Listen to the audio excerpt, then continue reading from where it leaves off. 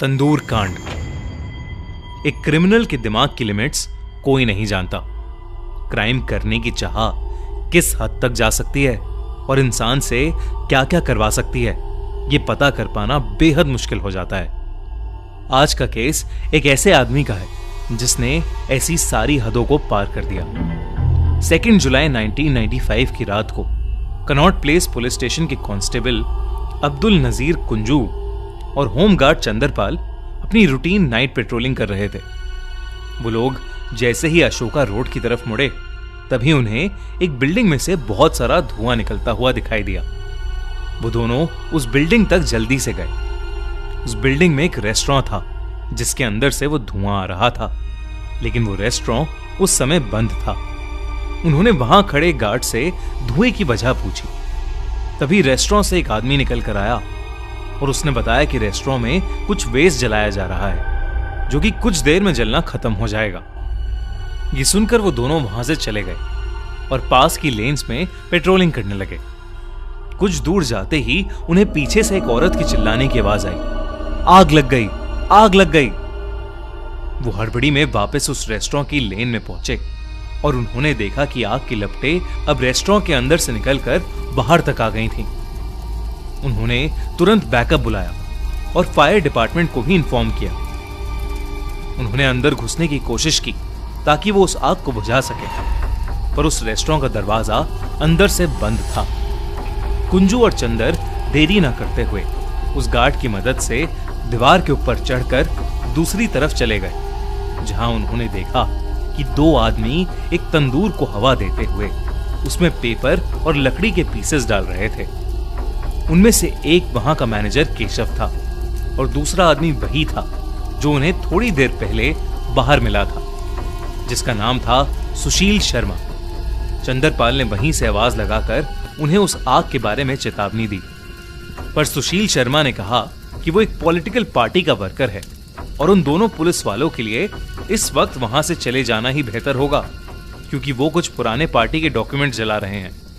पर कांस्टेबल कुंजू को उस तंदूर से मांस की जलने की बू आ रही थी। उसका शक बहुत ज्यादा बढ़ गया, तो वो दोनों रेस्टोरेंट के अंदर गए और सबसे पहले जाकर उन्होंने तंदूर की आग बुझाई। इसके बाद उन्होंने जो देखा उसे देखकर उनके रोंगटे खड़े हो गए, क्योंकि तंदूर के बाहर इंटेस्टाइन्स लटक रहे थे और तंदूर के अंदर एक इंसानी शरीर आधा जला पड़ा था। पानी डालने से उस शरीर की स्किन हड्डियों से अलग हो गई थी, जिसकी वजह से एक बहुत बुरी स्मेल चारों तरफ फैलने लगी थी। इतनी देर में पुलिस की बैकअप टीम भी वहां आ गई। सुशील तब तक वहां से गायब हो चुका था, लेकिन केशव वहीं पर खड़ा था। केशव को इमीडिएटली अरेस्ट कर लिया गया। अगली सुबह उस इंसानी लाश की बगिया बारबेक्यू रेस्टोरेंट में मिलने की खबर हर न्यूज़पेपर की हेडलाइन बन गई। सुशील फरार हो चुका था। पुलिस केशव को इन्वेस्टिगेट कर रही थी, लेकिन वो किसी भी सवाल का जवाब नहीं दे रहा था।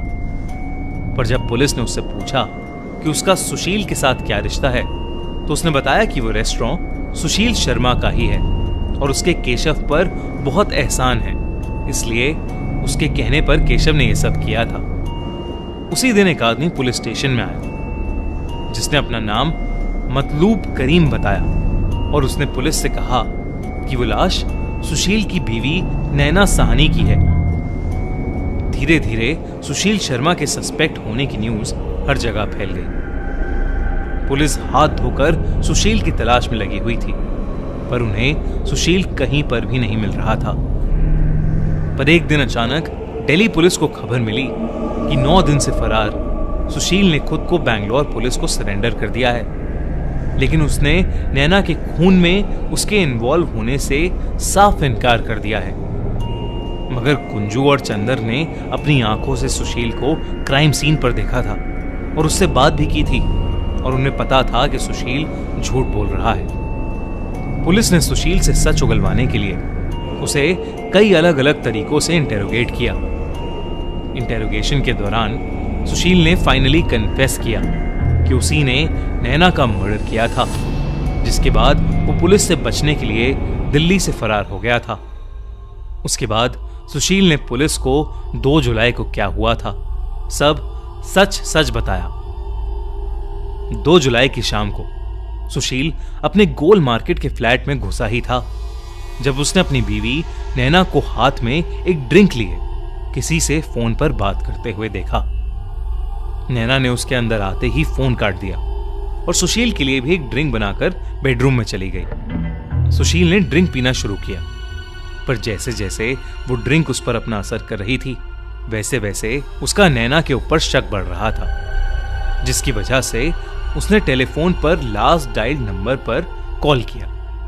उस कॉल को मतलूब करीम ने उठाया, जो नैना का एक्स बॉयफ्रेंड था और जिसके साथ नैना के अफेयर होने पर सुशील को पहले से ही शक था।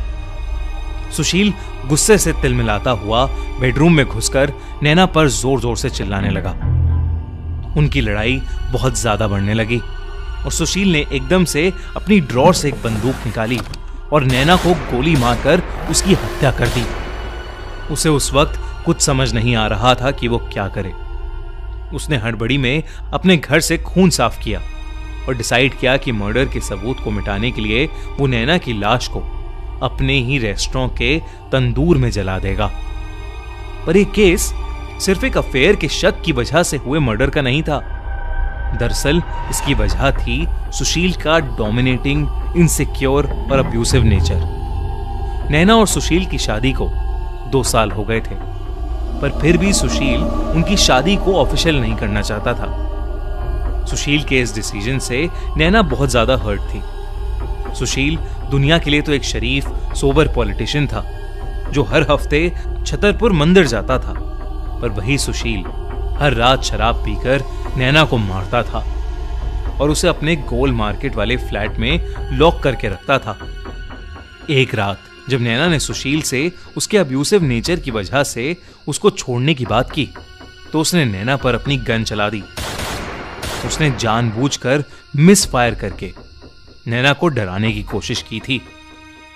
फिर एक दिन नैना को पता चला कि सुशील का अफेयर भी चल रहा था, जिसके बाद वो खुद को संभाल नहीं पाई। वो और भी ज्यादा अकेली और बेबस महसूस करने लगी थी। वो इस रिश्ते से छुटकारा चाहती थी, जिसके लिए उसने मतलूब की हेल्प लेने का डिसाइड किया। मतलूब नैना और सुशील एक दूसरे को कॉलेज टाइम से जानते थे। वो तीनों पॉलिटिकल पार्टी के यूथ विंग में काम करते थे। कॉलेज डेज में नैना और मतलूब एक दूसरे से बहुत ज्यादा प्यार करते थे। वहीं नैना और सुशील बस अच्छे दोस्त थे। नैना और मतलूब एक दूसरे से शादी करना चाहते थे, पर क्योंकि नैना एक सिख थी और मतलूब एक मुस्लिम, तो नैना की फैमिली ने उनकी शादी से इनकार कर दिया। फैमिली के प्रेशर में मतलूब ने अपनी ही धर्म की एक लड़की से शादी कर ली, पर नैना और मतलूब ने डिसाइड किया कि वो हमेशा अच्छे दोस्त बनकर रहेंगे। लेकिन नैना मतलूब की शादी के बाद धीरे धीरे बहुत ज्यादा डिप्रेस होती चली गई। सुशील ने ऐसे डिफिकल्ट समय में नैना का साथ नहीं छोड़ा और वो और नैना एक दूसरे से काफी क्लोज आ गए, जिसके बाद उन दोनों ने शादी कर ली। पर उनकी शादी कुछ हफ्तों तक ही अच्छी रही, जिसके बाद सुशील की सारी सच्चाई नैना के सामने आने लगी। सुशील जब भी नैना को घर में मारता पीटता, तो नैना इमोशनल सपोर्ट के लिए मतलूब को कॉल करती। इसी अब्यूसिव शादी से निकलकर जब उसने अकेले ऑस्ट्रेलिया जाकर एक नई जिंदगी स्टार्ट करने का डिसीजन लिया, तो मतलूब भी उसकी हेल्प करने के लिए राजी हो गया। 2 जुलाई से कुछ दिन पहले ही नैना ने सुशील को अपना डिसीजन बताया था, जिसको सुनकर सुशील गुस्से से पागल हो गया था और वो मतलूब के इस डिसीजन में इन्वॉल्वमेंट पर सवाल करने लगा था। फिर 2 जुलाई को जब नैना ने उसके अंदर आते ही एकदम से फोन काट दिया और फोन रिडायल करने पर मतलूब ने जवाब दिया, तो सुशील अपना होश खो बैठा और उसने नैना की जान ले ली। सुशील को जेल हो गई और कोर्ट ने सुशील को डेथ सेंटेंस दिया, लेकिन कई सालों तक उस पर कोई एक्शन नहीं लिया गया। सुशील के जेल में अच्छे कंडक्ट के लिए 8 अक्टूबर 2013 को सुप्रीम कोर्ट ने उसके डेथ सेंटेंस को लाइफ सेंटेंस में बदल दिया, जिसके पूरा होने के बाद 22 दिसंबर 2018 को सुशील को तिहाड़ जेल से रिहा कर दिया गया। आपको क्या लगता है, ऐसे क्राइम के लिए 20-25 साल जेल में काटना काफी है, या ऐसे क्राइम के लिए डेथ सेंटेंस ही होना चाहिए? हमें कमेंट्स में जरूर बताइए। निठारी कांड। दिल्ली के पास ही बसे नोएडा में एक जगह है निठारी, एक ऐसा एरिया जहां से एक तरफ सेक्टर 31 नोएडा के अमीर लोगों के बंगलोज दिखते हैं और दूसरी तरफ निठारी के अंदर गरीब लोगों की बस्ती।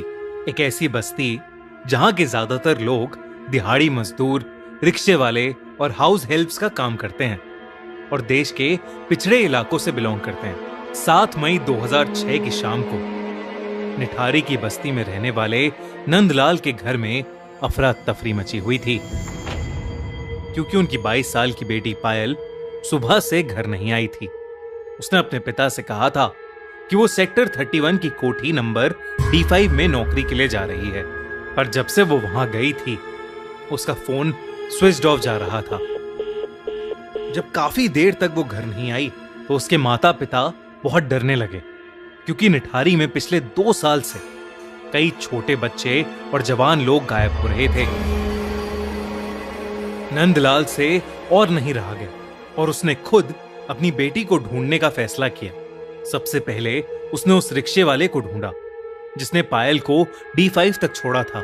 वो रिक्शे वाला D5 का नाम सुनते ही भड़क गया और उसने बताया कि उसने पायल को वहां छोड़ा तो था, पर वो बिना पैसे दिए ही घर के अंदर चली गई।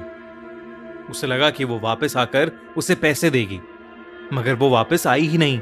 जब उसने घंटी बजाई तो उस घर का 36 साल का नौकर सुरिंदर कोली बाहर निकला और उसने कहा कि पायल वहां से चली गई है। जब रिक्शे वाले ने उसकी बात को झूठ कहा तो कोली ने एक ईंट उठाकर उसकी तरफ फेंकी और उसे वहां से भगा दिया। ये सुनकर नंदलाल का शक यकीन में बदल गया। नंदलाल को लग रहा था कि उसकी बेटी के गायब होने में कोठी नंबर D5 में रहने वाले लोगों का ही हाथ था।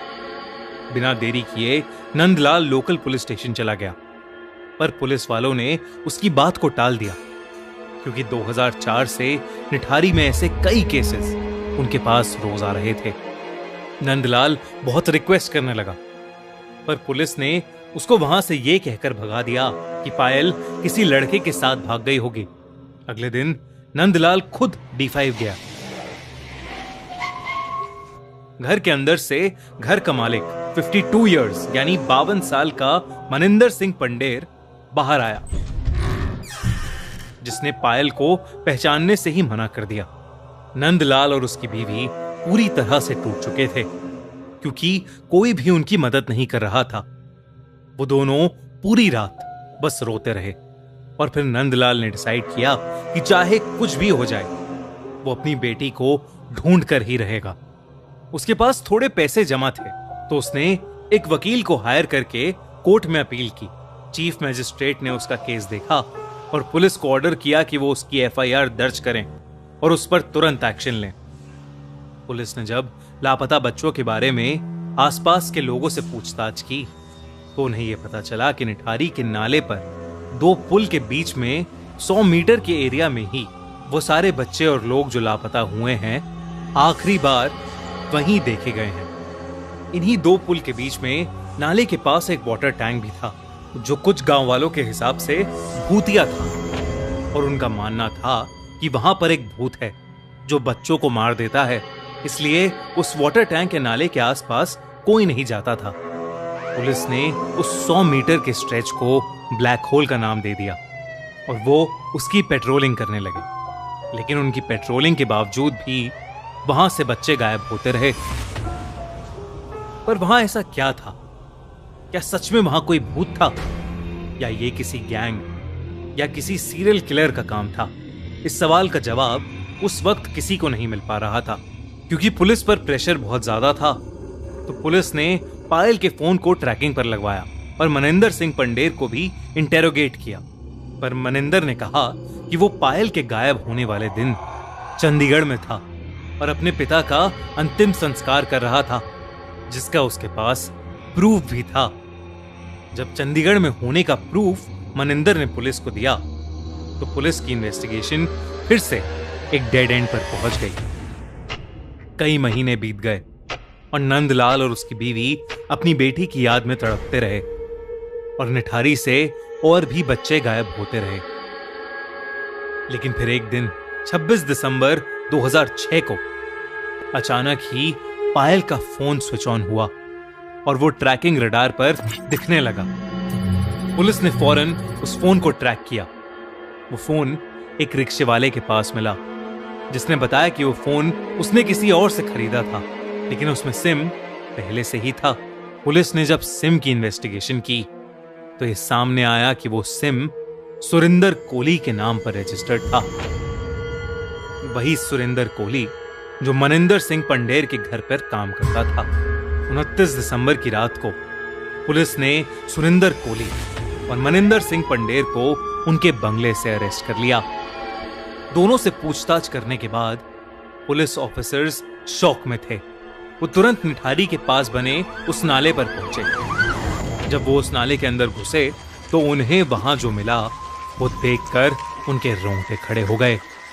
उस नाली में कई पॉलिथिन्स थीं, जिसमें छोटे बड़े ह्यूमन स्केलेटन्स यानी इंसानी कंकाल थे। एक लड़के का कटा हुआ सर, किसी के शरीर के टुकड़े और ढेर सारे बच्चों के कपड़े चप्पलें थीं, जो उन्हीं बच्चों की थीं जो लापता हुए थे।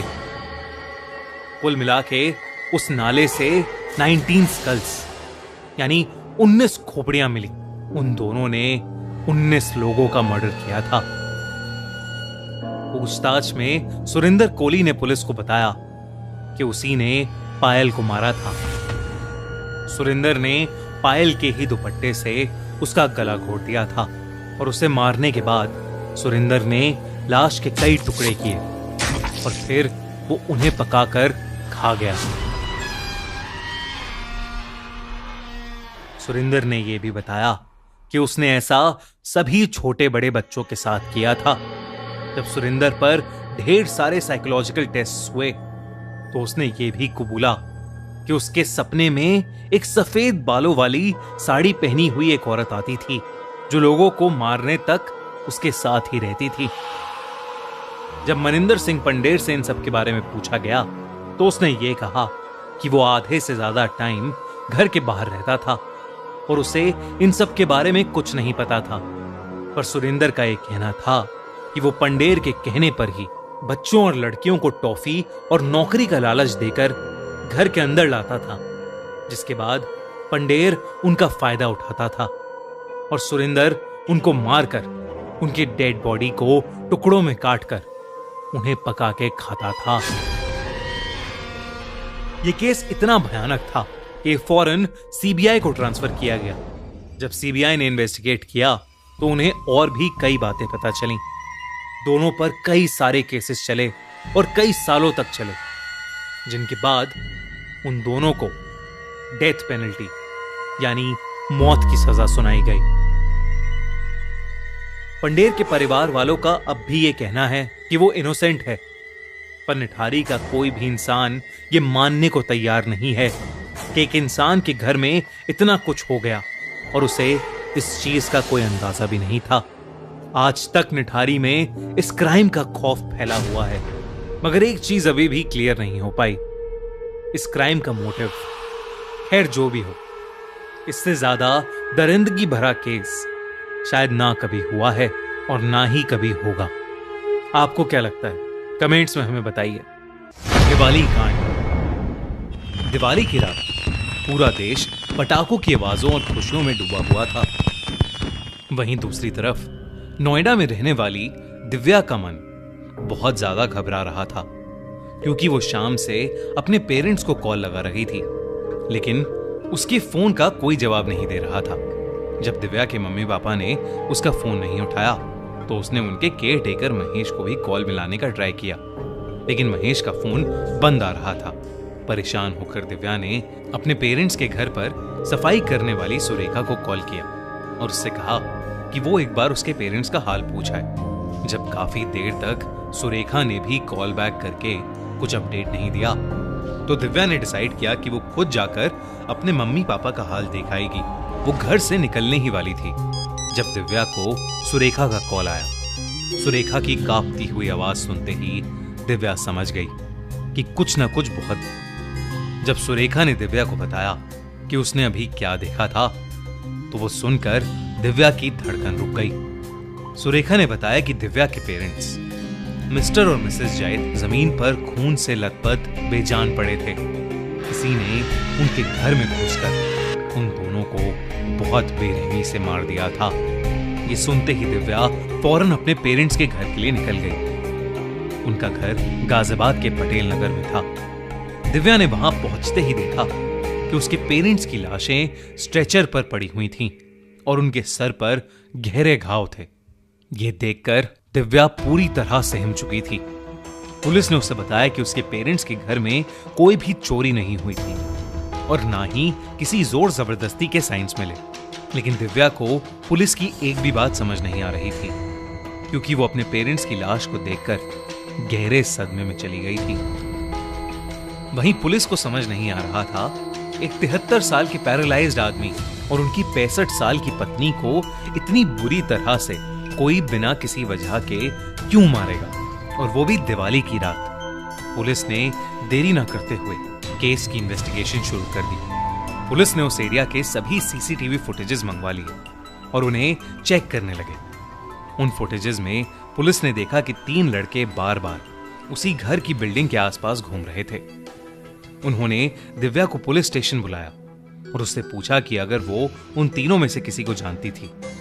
दिव्या ने वो फुटेजेस देखते ही कहा कि उनमें से एक उनके घर का केयरटेकर सुंदर था, जिसको उसके पिता अशोक ने कुछ महीने पहले ही नौकरी से निकाल दिया था, लेकिन वो बाकी दोनों आदमियों को नहीं जानती थी। पुलिस ने सुंदर और बाकी दोनों लड़कों को ढूंढना शुरू कर दिया और काफी मेहनत के बाद पुलिस ने उन्हें अरेस्ट कर लिया। जब पुलिस ने सुंदर को इंटेरोगेट करना स्टार्ट किया तो उसने इस क्राइम में इन्वॉल्व होने से मना कर दिया। सुंदर को उसकी सीसीटीवी फुटेजेस दिखाई, साथ ही साथ उसे उसके साथी अतुल कुमार का कन्फेशन भी दिखाया, जिसमें उसने एडमिट किया था कि उसने सुंदर और आजाद के साथ मिलकर अशोक और मधु जायदका का मर्डर प्लान किया था। सुंदर ने ही अतुल कुमार को अपने गांव से नौकरी का वादा करके वहां बुलाया था, पर उसके शहर आते ही उसने उससे कहा कि वो उसको नौकरी तभी दिलवाएगा जब वो अशोक और मधु के मर्डर में उसकी हेल्प करेगा। सुंदर घबरा गया और रोते रोते उसने अपना जुर्म कबूल कर लिया। मगर जब वो उस मर्डर के पीछे के और राज खोलने लगा तो इंटेरोगेटिंग ऑफिसर तक के होश उड़ गए। सुंदर ने बताया कि वो पिछले 10 सालों से उस घर में नौकरी कर रहा था। वो 17 साल का बच्चा था जब उसके पिता ने उसे अशोक जायदका के हवाले कर दिया था। सुंदर ने बताया कि अशोक बहुत ही स्ट्रिक्ट आदमी थे। वो सुंदर को उसकी मेहनत का 1 रुपया भी नहीं देते थे, और तो और वो सुंदर को उसके घर पर बात तक नहीं करने देते थे। जैसे जैसे अशोक और मधु बूढ़े होते गए, हालत और खराब होती गई। अशोक ने सुंदर से उसके घर में रहने का किराया मांगना शुरू कर दिया था। एक दिन बाद इतनी बढ़ गई कि सुंदर ने भी ऊंची आवाज में अपनी तनख्वाह मांगनी शुरू कर दी। मगर इसके बाद अशोक ने उसे बहुत मारा और मारते मारते घर से और नौकरी से निकाल दिया। उस घर से निकलने के बाद सुंदर वापस अपने गांव चला गया, मगर वहां जाकर उसे पता चला कि उसका सबसे छोटा भाई, जो सिर्फ 11 साल का था, बहुत ज्यादा बीमार था और उसके इलाज के लिए सुंदर को 1 लाख रुपए की सख्त जरूरत थी। सुंदर वापस शहर लौट आया और एक बार फिर अशोक से अपना पैसा मांगने उसके ऑफिस गया, मगर इस बार अशोक ने हद कर दी। उसने सुंदर को लोकल पुलिस स्टेशन में बंद करवा दिया। वो कई दिनों तक वहीं बंद रहा और एक दिन अशोक के मैनेजर रोहित ने आकर उसकी बेल कराई और साथ ही उसे यह खबर दी कि गांव में बीमार पड़ा उसका भाई अब गुजर चुका था। सुंदर गुस्से से भर गया था, मगर उसका अशोक को मारने का कोई इरादा नहीं था। वो तो बस उनके घर पर चोरी करके अपना पैसा लेना चाहता था। तो फिर आखिर क्यों सुंदर ने अपने 2 दोस्तों के साथ मिलकर अशोक का मर्डर कर दिया? एक्चुअली इस मर्डर का पूरा प्लान अशोक के मैनेजर रोहित का था। वही सुंदर और उसके 2 दोस्तों के साथ मिलकर अशोक और उसकी पत्नी को मारना चाहता था। यह बात पता चलते ही पुलिस ने रोहित को ढूंढ निकाला और उससे पूछताछ करने लगे। तब रोहित ने उन्हें बताया कि वो अशोक की बेटी दिव्या से बहुत प्यार करता था और दिव्या भी उसे चाहने लगी थी। मगर जब ये बात दिव्या ने अपनी मां मधु को बताई तो उन्होंने दिव्या का कहीं भी बाहर निकलना बंद कर दिया। जब रोहित ने मधु से बात करने की कोशिश की तब मधु ने रोहित की बहुत बेइज्जती की। इस बात के कुछ महीने बाद ही अशोक और मधु ने मिलकर दिव्या की कहीं और शादी करा दी। वो रोहित को काम से निकालना चाहते थे, लेकिन वो अचानक उसे काम से नहीं निकाल सकते थे क्योंकि वो उनके बिजनेस में काफी कुछ जानता था और वो बिल्कुल भी रिस्क नहीं लेना चाहते थे। दिव्या की शादी के बाद रोहित का दिल बुरी तरह टूट गया था, मगर उसके मन में बदले की आग भी भड़क रही थी। इसलिए जब उसने अशोक को सुंदर के साथ गलत करते हुए देखा तो उसने सुंदर को अपने बदले के लिए यूज करने का प्लान बनाया। रोहित ने सुंदर को वादा किया था कि अगर उसने ये मर्डर कर दिया तो वो उसके पूरे परिवार का खर्चा उठा लेगा। गुस्से से भरे सुंदर ने भी इस ऑफर को एक्सेप्ट कर लिया। फिर उसने अपने दो दोस्तों अतुल और आजाद के साथ मिलकर अशोक और मधु को दिवाली की रात एक बड़े से हथौड़े से मारने का प्लान बना लिया। उन लोगों ने दिवाली की ही रात इसलिए चुनी क्योंकि वो जानते थे कि उनका नया नौकर महेश दिवाली पर नहीं होगा। और तो और दिव्या भी अपने ससुराल में ही दिवाली मनाती तो अशोक और मधु घर पर बिल्कुल अकेले होते। सुंदर घर तक गया और उसने बेल बजाई, लेकिन दरवाजा महेश ने खोला। वो दिवाली पर अपने घर नहीं गया था। उसने सुंदर को मुस्कुराकर घर के अंदर आने को कहा, मगर सुंदर महेश को वहां पाकर घबरा गया। महेश के वहां होने की वजह से उनका पूरा प्लान चौपट हो गया था।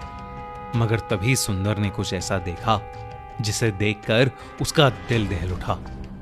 लिविंग रूम की जमीन पर अशोक और मधु की लाश पड़ी थी और महेश की पैंट पर खून की छींटें थीं। सुंदर समझ गया था कि उनके आने से पहले ही महेश उन्हें मार चुका था।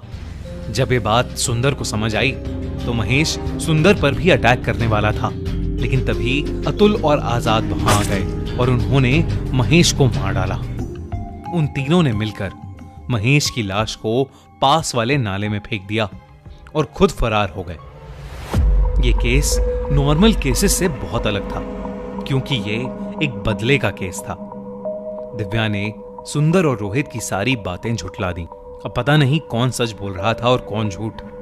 क्या सच में अशोक और मधु अपने नौकर को टॉर्चर करते थे या वो भी बस एक कवर अप की कहानी थी? आपको क्या लगता है इस सब के पीछे क्या सच्चाई है? श्रद्धा आफ्ताब मर्डर केस। प्यार एक अजीब चीज होती है, जितना सुकून देती है कभी कभी उतना ही दर्द भी। लेकिन कोई इंसान जिससे प्यार करता है वो उसकी जान कैसे ले सकता है? आज क्राइम शो पर जिस केस की कहानी हम आपको बताने वाले हैं उसने दिल्ली तो क्या पूरे इंडिया को हिलाकर रख दिया था।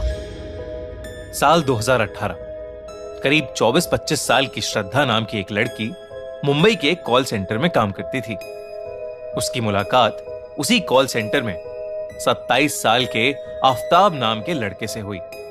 श्रद्धा के माता पिता 2016 से ही अलग रहते थे। श्रद्धा और उसका छोटा भाई अपनी मां के साथ रहते थे और पिता उनसे अलग रहते थे। घर के इन्हीं हालात के चलते श्रद्धा इमोशनली बहुत परेशान रहा करती थी। आफ्ताब से दोस्ती होने के बाद श्रद्धा को बड़े टाइम बाद खुशी महसूस हुई थी और आफ्ताब भी उसे हमेशा स्पेशल फील कराने की कोशिश करता रहता था। वो धीरे धीरे आफ्ताब के करीब आने लगी थी और कुछ ही टाइम में दोनों को एक दूसरे से बेहद प्यार हो गया। रिलेशनशिप के 1 साल के अंदर अंदर ही दोनों ने डिसाइड कर लिया कि वो एक दूसरे के साथ लिव इन रिलेशनशिप में रहना चाहते थे। साल 2019 से दोनों ने एक साथ रहना शुरू कर दिया। इसके लिए उन्होंने मुंबई में ही किराए पर एक कमरा ले लिया था। पर श्रद्धा के पेरेंट्स आफ्ताब को बिल्कुल पसंद नहीं करते थे। आफ्ताब मुस्लिम था और श्रद्धा हिंदू, इसलिए श्रद्धा के दोनों ही पेरेंट्स उसके आफ्ताब के साथ रहने के डिसीजन के बिल्कुल अगेंस्ट थे। मगर श्रद्धा जिद पर अड़ी रही। उसने अपनी मां को यह तक कह दिया कि वो अपने परिवार से अब कोई रिश्ता नहीं रखना चाहती थी और अब उसके लिए आफताब ही सब कुछ है। इसके बाद श्रद्धा ने अपने घर को पूरी तरह से छोड़ दिया और वो आफताब के साथ रहने लगी। वहीं दूसरी तरफ उसके पेरेंट्स बेहद परेशान रहने लगे थे। श्रद्धा ना ही उनसे मिलती जुलती और ना ही उनका फोन उठाती। अपनी बेटे की खोज खबर वो उसके व्हाट्सएप या सोशल मीडिया स्टेटस से लिया करते थे। ऐसा चलते चलते अब 1 साल बीत गया था और श्रद्धा की मां अब बहुत ज्यादा परेशान रहने लगी थी। कुछ ही समय में टेंशन की वजह से श्रद्धा की मां की तबीयत बहुत ज्यादा खराब हो गई और कुछ ही दिनों में उनकी मौत हो गई। ये खबर सुनकर श्रद्धा अपनी मां को आखिरी बार देखने के लिए पहुंची और वहीं वो अपने पापा से भी मिली। अपनी मां को खोने के बाद श्रद्धा को बुरा लगने लगा था और इसीलिए उसने अपने पिता से फोन पर बात करना वापस शुरू कर दिया था। एक दिन कॉल पर श्रद्धा ने अपने पापा को बताया कि आफताब उसके साथ बुरा बर्ताव करता है और कभी कभी वो श्रद्धा को खूब मारता पीटता है। ये सुनकर श्रद्धा के पापा ने श्रद्धा को घर बुला लिया। श्रद्धा भी आफताब का ऐसा बिहेवियर देखकर चुप नहीं बैठी और वो वापस अपने घर चली आई। लेकिन फिर आफताब ने अपने अजीब बिहेवियर के लिए श्रद्धा से माफी मांगी और श्रद्धा ने उसे माफ करके सब कुछ भूल जाना ही ठीक समझा। वो वापस आफताब के साथ जाकर रहने लगी। दोनों ने जल्द ही डिसाइड कर लिया कि वो मुंबई छोड़कर कहीं और रहेंगे। करीब 1 महीने तक वो हिमाचल की कई जगहों पर घूमते रहे और 8 मई 2022 को दोनों दिल्ली आकर छतरपुर में बस गए। दिल्ली शिफ्ट होने के कई महीनों तक श्रद्धा अपने पिता से टच में सिर्फ व्हाट्सएप और सोशल मीडिया के थ्रू ही थी। उसने वापस से अपने घर पर कॉल करना बंद कर दिया था और जब कभी उसके पापा उसे कॉल करते तो या तो वो फोन नहीं उठाती थी या फिर कॉल काट कर मैसेज कर देती थी कि वो बिजी है। धीरे धीरे व्हाट्सएप और सोशल मीडिया पर भी श्रद्धा की अपडेट्स आनी बंद हो गई। श्रद्धा के पिता को ये बात बहुत अजीब लगने लगी थी। उन्होंने आफताब को भी कांटेक्ट करने की बहुत कोशिश की मगर उसका फोन अक्सर स्विच्ड ऑफ होता। इसलिए आखिर में श्रद्धा के पिता ने पुलिस का सहारा लेना ही सही समझा। वो पुलिस के पास अपनी बेटी की मिसिंग कंप्लेंट लेकर चले गए और इसके बाद वो श्रद्धा को ढूंढते हुए मुंबई से दिल्ली चले गए। श्रद्धा का केस भी मुंबई पुलिस ने दिल्ली पुलिस को ट्रांसफर कर दिया था। श्रद्धा के पापा ने पुलिस को बताया कि श्रद्धा बहुत वक्त से आफताब से शादी करने की बात कर रही थी मगर आफताब उससे शादी करने को राजी नहीं था। श्रद्धा के पापा को शक था कि आफताब सिर्फ उनकी बेटी का फायदा उठाना चाहता था। जब पुलिस ने इन्वेस्टिगेशन शुरू की तो उन्हें पता चला कि श्रद्धा काफी समय से मिसिंग है। आसपास के लोगों ने बताया कि दिल्ली शिफ्ट होने के बाद से ही आफताब अकेला घर पर रहा करता है। पड़ोसियों ने यह भी बताया कि श्रद्धा जैसी दिखने वाली एक लड़की शुरू में घर में रहती थी लेकिन वो काफी समय से आफताब के घर में नहीं आई है, बल्कि कई बार अलग अलग लड़कियां उस घर में आती रही हैं और रात भर आफताब के घर में ही रही हैं। ये सब बातें सुनकर पुलिस का आफताब पर शक काफी बढ़ गया था। एक दिन पुलिस ने आफताब को अरेस्ट कर लिया और फिर इस पूरी कहानी की कड़ी खुलने लगी। पुलिस ने जब आफताब के घर की तलाशी ली तो उन्हें उसके फ्रिज से अजीब से मीट के टुकड़े मिले। टेस्ट करने पर पता लगा कि वो सारे टुकड़े ह्यूमन फ्लैश के हैं, मतलब किसी इंसान के शरीर के टुकड़े हैं।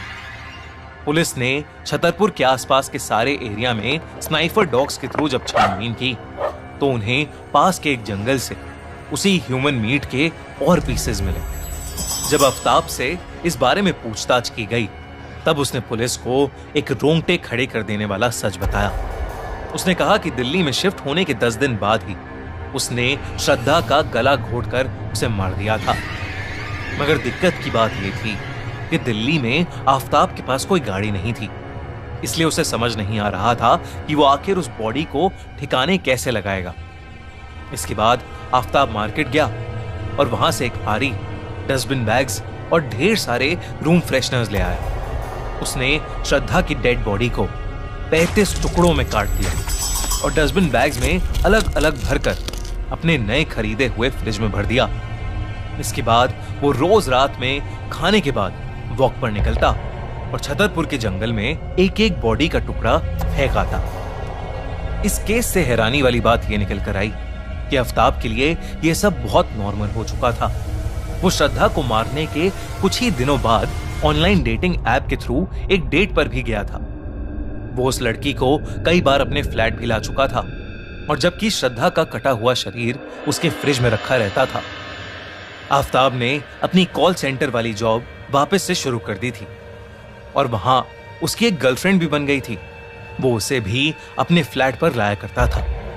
आफताब ने पुलिस को ये इन्वेस्टिगेशन के दौरान बताया कि उसके और श्रद्धा के बीच में चीजें ठीक नहीं चल रही थी, और एक दिन उन दोनों के बीच बहुत बड़ा झगड़ा हो गया था। गर्मा गर्मी इतनी बढ़ गई कि आफताब ने धक्का देकर श्रद्धा को गिरा दिया और फिर उसके ऊपर बैठ गया और पूरी ताकत से उसका गला दबाने लगा। देखते ही देखते श्रद्धा की जान निकल गई और उसकी मौत हो गई। ये सब बातें आफताब ने खुद पुलिस को बता दी, और बयान देते वक्त आफताब पुलिस के सामने पूरी अकड़ में बार बार इंग्लिश में कहता रहा, यस आई किल्ड हर। एक गलत इंसान से प्यार करने की वजह से श्रद्धा आज इस दुनिया में नहीं है। आपको क्या लगता है, ऐसे क्राइम के लिए अपराधी को क्या सजा मिलनी चाहिए? हमसे कमेंट्स में जरूर शेयर करें। आरुषि तलवार मर्डर केस। दिसंबर 2010 में सीबीआई की एक मीटिंग हुई। इस मीटिंग के होने का रीजन था 2 साल से अनसॉल्व पड़ा 13 साल के आरुषि तलवार और 56 साल के हेमराज का मर्डर केस। एक ऐसा केस जिसने पूरे इंडिया में एक डर का माहौल बना दिया था। कुछ महीनों तक सारे न्यूज चैनल्स पर बस इसी केस की बात होती थी। शायद ही इंडिया में कोई ऐसा इंसान होगा जिसने आरुषि तलवार मर्डर केस का नाम नहीं सुना। एजी कौल, जो इस केस के लेटेस्ट इन्वेस्टिगेटिंग टीम को लीड कर रहे थे, उन्होंने मीटिंग में मौजूद बाकी ऑफिसर्स के साथ अपनी इन्वेस्टिगेशन के रिजल्ट शेयर किए। उनकी इन्वेस्टिगेशन के हिसाब से मर्डरर और कोई नहीं बल्कि आरुषि के पिता राजेश तलवार ही थे। उनके हिसाब से 15 मई 2008 की रात को राजेश ने अपनी बेटी और घर के नौकर हेमराज को आरुषि के कमरे में एक ऑब्जेक्शनेबल पोजीशन में देख लिया, जिसके बाद राजेश गुस्से से पागल हो गए। उन्होंने लिविंग रूम में पड़े हुए अपने गोल्फ सेट से एक गोल्फ क्लब निकाला और आरुषि के कमरे में घुसकर हेमराज के सर पर उस गोल्फ क्लब से जोर जोर से मारने लगे। इसी मुठभेड़ में वो गोल्फ क्लब गलती से आरुषि के सर पर भी लग गया। इतने में ही उनकी बीवी नुपुर, जो साइड वाले रूम में सो रही थी, वो उठकर आरुषि के रूम में आ गई और उन्होंने देखा कि हेमराज की लाश बिस्तर के एक साइड पड़ी हुई थी और एक सर्जिकल ब्लेड से राजेश आरुषि का गला काट रहे थे। नुपुर ये देखकर शॉक में आ गई, लेकिन जब राजेश ने उन्हें पूरी बात बताई तो नुपुर भी राजेश का साथ देने लगी। दोनों उसके बाद क्राइम सीन कवर करने में लग गए। सारे फिंगरप्रिंट्स को मिटाकर उस सर्जिकल ब्लेड को डिस्पोज कर दिया गया। इन्वेस्टिगेटिंग ऑफिसर के मुताबिक राजेश ने उसके बाद बैठकर विस्की भी पी। फिर अगली सुबह नुपुर ने अंदर से सबसे बाहर वाला दरवाजा बंद किया और अपनी मेड भारती के सामने हेमराज के आरुषि को मार के भाग जाने का नाटक किया। एजी कॉल के हिसाब से उन दोनों ने बहुत प्लानिंग की थी, पर उन्हें यह नहीं एक्सपेक्टेड था कि छत पर राजेश ने जो हेमराज की लाश कूलर की ग्रिल के नीचे छुपाई थी वो पुलिस को मिल जाएगी। एजी कॉल के हिसाब से राजेश एक बेरहम खूनी था और वो इस केस में उसके अगेंस्ट चार्जशीट फाइल करना चाहते थे, लेकिन वहां प्रेजेंट सीबीआई के मेंबर्स और अरुण कुमार ने उनको वो चार्जशीट फाइल करने से रोक दिया। सीबीआई मेंबर्स की उनको रोकने की वजह थी लैक ऑफ एविडेंस, क्योंकि राजेश और नुपुर तलवार के लाई डिटेक्टर और नार्को टेस्ट में ऐसा कुछ नहीं मिला था जो उन्हें सस्पेक्ट्स बना सके। ना ही उस गोल्फ क्लब पर ब्लड के ट्रेसेस थे और ना ही उन दोनों के किसी भी सस्पिशियस चीज पर फिंगरप्रिंट्स थे। पर अरुण कुमार की एजी कॉल को रोकने की वजह कुछ और थी। उनके हिसाब से खूनी कोई और था। अरुण कुमार वो ऑफिसर थे जो एजी कॉल से पहले इस केस को इन्वेस्टिगेट कर रहे थे। अरुण कुमार को एक केस 31 मई 2008 को पुलिस के ओरिजिनल इन्वेस्टिगेशन के बाद हैंडओवर किया गया था ताकि सीबीआई पुलिस की थ्योरीज को कंफर्म कर सके। जब अरुण कुमार को एक केस मिला था तब पुलिस ने राजेश तलवार को ऑलरेडी अरेस्ट कर लिया था, क्योंकि उनके हिसाब से मर्डरर वही थे। पुलिस की थ्योरी भी एजी कॉल से मिलती जुलती थी, बस उसमें डिफरेंस ये था कि पुलिस के हिसाब से राजेश तलवार ने उन दोनों को उस रात एक ऑब्जेक्शनेबल पोजीशन में देखने के बाद हेमराज को वहीं गोल्फ क्लब से मारना शुरू नहीं करा था, बल्कि वो हेमराज को छत पर यह कहकर ले गए थे कि वो उससे कुछ बात करना चाहते हैं। छत पर ले जाकर उन्होंने हेमराज को एक हैवी ऑब्जेक्ट से मारकर बेहोश कर दिया, जिसके बाद उन्होंने एक शार्प ऑब्जेक्ट से उसका गला काट दिया। फिर उन्होंने नीचे आकर विस्की पी और शराब के नशे में गुस्से से पागल होकर अपनी बेटी आरुषि के कमरे में जाकर एक शार्प एज्ड वेपन से उसका भी गला काट दिया। और अगली सुबह एविडेंस टैंपर करने के लिए उन्होंने मर्डर के इमीडिएटली बाद पुलिस को बुलाने के बजाय अपने नेबर्स को जमा कर लिया, ताकि उनके घर में ढेर सारे फुटप्रिंट्स और फिंगरप्रिंट्स आ जाएं। अरुण कुमार ने पुलिस की थ्योरीज को रिकन्फर्म करने के लिए सबसे पहले नुपुर और राजेश पर लाई डिटेक्टर और नार्को टेस्ट किए, जिसमें उनके खूनी होने का कोई सबूत नहीं मिला। एक बड़ा सवाल था कि उनके घर के अंदर आकर कोई उनकी बेटी का गला काट गया और उन्हें पता ही नहीं चला। यह कैसे पॉसिबल था? राजेश और नुपुर ने इस पर यह कहा कि उनके कमरे में एसी खराब होने की वजह से बहुत शोर करता था, इसलिए उन्हें कमरे से बाहर कुछ सुनाई नहीं देता था। इसके बाद उनके रूम का साउंड टेस्ट किया गया, जिसमें यह निकला कि खराब एसी की वजह से उनके कमरे में कोई भी आवाज नहीं आती थी।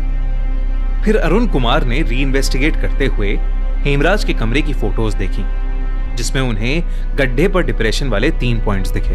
उनकी टीम ने फिर कृष्णा, राजकुमार और शंभू मंडल को हिरासत में लेकर उन पर साइकोलॉजिकल टेस्ट्स और नार्को टेस्ट करवाए, क्योंकि कृष्णा जो राजेश तलवार की क्लिनिक में काम करता था वही था जिसने पुलिस को हेमराज और आरुषि के रिश्ते और राजेश के एक्स्ट्रा मैरिटल अफेयर के बारे में बताया था। कृष्णा और राजकुमार के नार्को टेस्ट में कृष्णा ने जो भी कहा वो सुनकर अरुण कुमार के भी रोंगटे खड़े हो गए थे।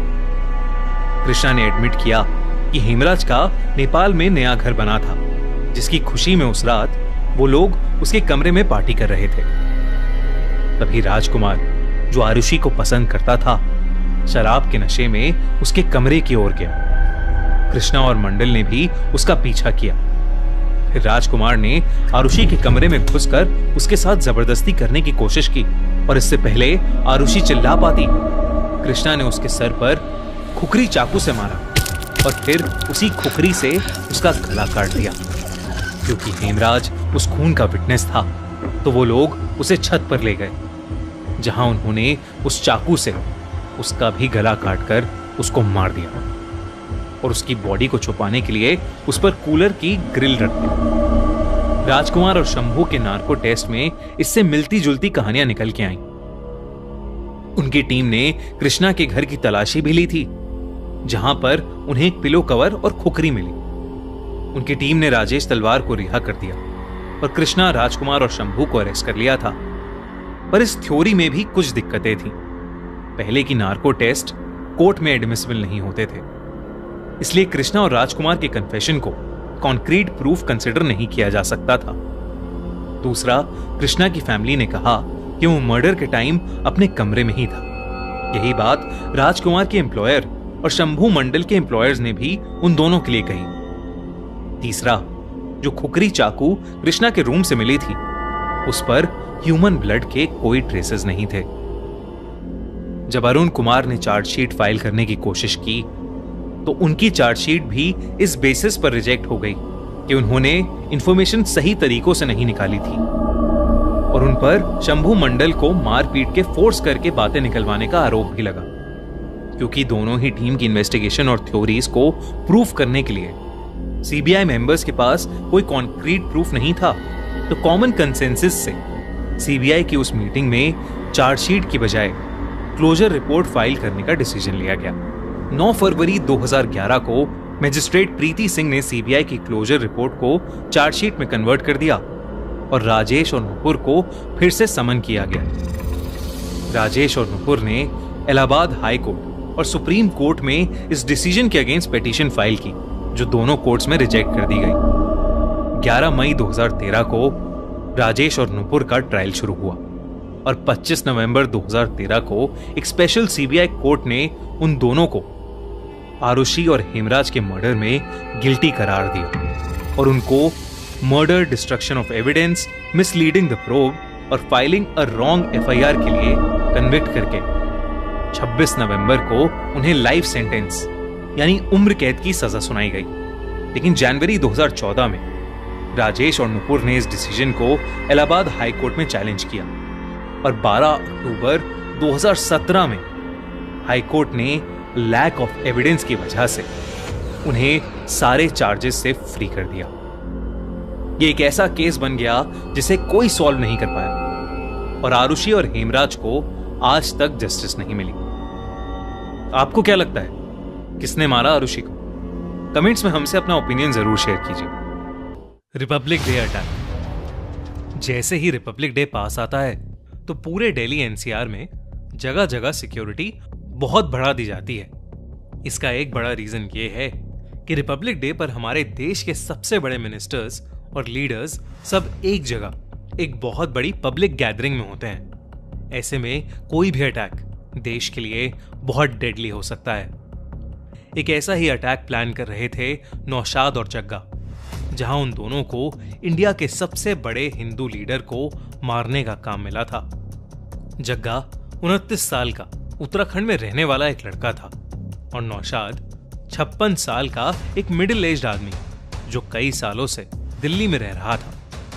जग्गा और नौशाद दोनों पर पहले से कई केसेस दर्ज थे और वो दोनों ही पुलिस की गिरफ्त से फरार एक बहुत बड़े प्लान का हिस्सा बन गए थे। जग्गा एक गरीब परिवार का लड़का था।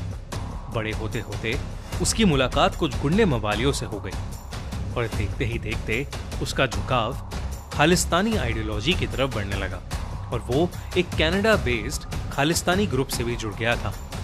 उस पर पहले से ही एक मर्डर केस चल रहा था और इसी के चलते वो 2021 में उत्तराखंड की जेल में बंद था, मगर उसकी बहन की शादी के लिए उसे पैरोल पर छोड़ा गया। जग्गा कुछ दिन के लिए अपने घर तो आ गया था, मगर वो अभी भी अंडर सुपरविजन था। तब उसने नौशाद को कांटेक्ट किया और दोनों ने मिलकर जग्गा को भगाने का प्लान बनाया। शादी से एक दिन पहले जग्गा के घर में फंक्शन हो रहा था। तब जग्गा ने अपने 2 जान पहचान के आदमियों से मदद मांगी। उन्होंने प्लान बनाया कि वो दोनों पुलिस वालों का ध्यान भटका के रखेंगे और मौका लगते ही जग्गा वहां से भाग जाएगा। ठीक वैसा ही हुआ और मौका देखकर जग्गा अपने घर से भाग गया। कुछ दूर जाते ही जग्गा को एक गाड़ी दिखी जो कि नौशाद ने उसके लिए ही भिजवाई थी। उस गाड़ी में बैठकर जग्गा उत्तराखंड से भागकर कश्मीर पहुंच गया। नौशाद भी उस वक्त कश्मीर में ही था। नौशाद पर भी ऑलरेडी 2 मर्डर केसेस चल रहे थे और उसके घर से खतरनाक बॉम्ब्स और बारूद मिलने की वजह से वो 10 साल जेल में भी काट कर आया था। उन दोनों को कश्मीर एक स्पेशल मीटिंग के लिए बुलाया गया था। ये मीटिंग थी एक बहुत बड़े टारगेट किलिंग के असाइनमेंट के लिए, जो कि भारत के रिपब्लिक डे पर होने वाली थी। नौशाद ने वहां जग्गा को एक खालिस्तान के मिलिटेंट ग्रुप के लीडर से मिलवाया। नौशाद खुद भी एक पाकिस्तान बेस्ड मिलिटेंट ग्रुप का पार्ट था। नौशाद का मिलिटेंट ग्रुप खालिस्तान के मिलिटेंट ग्रुप के साथ मिलकर काम कर रहे थे और इस बार वो रिपब्लिक डे में इंडिया के सबसे बड़े हिंदू लीडर को मारकर सभी हिंदुओं में डर पैदा करना चाहते थे। जग्गा ने कुछ महीने कश्मीर में ही अपनी मिलिटेंट ट्रेनिंग कंप्लीट की। नौशाद उसे लेकर अपने घर जहांगीरपुरी आ गया था। वो दोनों अपने साथ 2 हैंड ग्रेनेड्स, 3 पिस्टल्स और 22 कार्ट्रिजेस लेकर आए थे। उस एरिया में रह रहे एक लड़के सुनील की नजर जग्गा और नौशाद पर पड़ गई। सुनील कुछ वक्त पहले ही दिल्ली पुलिस के स्पेशल सेल का खबरी बना था। जब से नौशाद जेल से छूटा था तब से सुनील उस पर अपनी कड़ी नजर रखता था। जब उसने देखा कि नौशाद एक रात दबे पांव लौटा था, वो भी एक अनजान आदमी के साथ, तो सुनील समझ गया था कि कुछ तो गड़बड़ जरूर है। सुनील ने दिल्ली पुलिस के स्पेशल सेल को तुरंत ही अपडेट भेज दी और उसे नौशाद और जग्गा की सभी एक्टिविटीज पर नजर रखने को बोला गया। एक दिन जब नौशाद और जग्गा झुग्गी से कुछ ही दूर चाय पीने गए, तब जग्गा ने नोटिस किया कि वो जहां भी जाते सुनील उनके आसपास पहुंच जाता। जग्गा ने यह बात नौशाद को बताई और दोनों कुछ खुसर पुसर करके घर को लौटने लगे। जग्गा ने अपनी जेब से कुछ कागज निकालकर नौशाद को पकड़ा दिया और वो मुड़कर घर से कहीं दूर चला गया। नौशाद अपनी झुग्गी के अंदर गया और 2 मिनट बाद ही बाहर आ गया। उसने झुग्गी बंद की और वो भी उसी तरफ चला गया जहां जग्गा गया था। ये सब सुनील कुछ दूर से देख रहा था। उसे लगा कि उसके लिए अच्छा मौका था पता लगाने का कि आखिर नौशाद क्या कर रहा था। उसने नौशाद की झुग्गी का ताला तोड़ा और अंदर घुस गया। वो उन दोनों का सामान चेक करने लगा और उसे बिस्तर के नीचे पड़े एक बैग में कुछ हथियार मिल गए। सुनील ने तुरंत उनकी फोटो खींचकर स्पेशल सेल को भेज दी। वो और भी कुछ कर पाता उससे पहले ही उसे आवाज आई कि कोई दरवाजे से अंदर घुस रहा था। उसने पलट कर देखा तो नौशाद और जग्गा हाथ में बड़े बड़े चाकू लिए खड़े थे। उन्होंने सुनील को पकड़ लिया और उस पर कई बार चाकू चलाया। सुनील बुरी तरह घायल हो गया, मगर किसी तरह उसने नौशाद को धक्का दिया और वहां से भाग गया। दौड़ते हुए सुनील ने अपना फोन फेंक दिया। वो दोनों सुनील का पीछा करने लगे और कुछ दूर नाले के पास उन्होंने सुनील को पकड़ लिया। उन दोनों ने मिलकर वहीं सुनील का मर्डर कर दिया और उसकी बॉडी के टुकड़े टुकड़े करके वहीं नाले के पास फेंक दिए। वो फोटो मिलने पर स्पेशल सेल ने कई बार सुनील को कांटेक्ट करने की कोशिश की, मगर उसका फोन तो सड़क के एक कोने में टूटा पड़ा था। तब स्पेशल सेल के लीड ऑफिसर रवि ने एक टीम असेंबल की और नौशाद और जग्गा को पकड़ने का ऑपरेशन प्लान किया। उसी रात पुलिस ने झुग्गी नंबर 204 को आगे पीछे से घेरना शुरू कर दिया। अंदर से टीवी चलने की बहुत तेज आवाज आ रही थी। लीड ऑफिसर रवि ने अपने टीम मेंबर्स को झुग्गी का गेट तोड़कर अंदर जाने का इशारा किया और टीम के 2 मेंबर्स ने दरवाजा तोड़ दिया। अंदर जाते ही रवि ने देखा कि झुग्गी के अंदर नौशाद और जग्गा बैठे थे, जो कि पुलिस के आते ही इधर उधर दौड़ने लगे। मगर पुलिस ने एरिया को हर तरफ से घेरा हुआ था और इसी वजह से दोनों जल्द ही पकड़े गए। इन्वेस्टिगेशन में दोनों ने रिवील किया कि रिपब्लिक डे पर उन्हें एक बड़े हिंदू लीडर की टारगेट किलिंग का असाइनमेंट दिया गया था। उन्होंने साथ ही सुनील के बारे में भी पुलिस को बताया। जग्गा और नौशाद को यूएपी यानी अनलॉफुल एक्टिविटीज प्रिवेंशन एक्ट के तहत बुक किया गया और उन पर सुनील के मर्डर का चार्ज भी लगाया गया। हमारे जाबाज पुलिस ऑफिसर्स ने रिपब्लिक डे पर एक बहुत बड़ा क्राइम होने से बचा लिया। मगर इस तरह के टेररिस्ट ऑर्गेनाइजेशंस हर वक्त हमारे देश में डिस्टर्बेंसेस क्रिएट करने के प्लान्स बनाते रहते हैं। इन सभी को ट्रैक करना, पकड़ना और हमारी रक्षा करना एक बहुत ही चैलेंजिंग रिस्पॉन्सिबिलिटी है, जिसे हमारे देश की फोर्सेस बेहद जाबाज और निडर तरीके से निभाती हैं।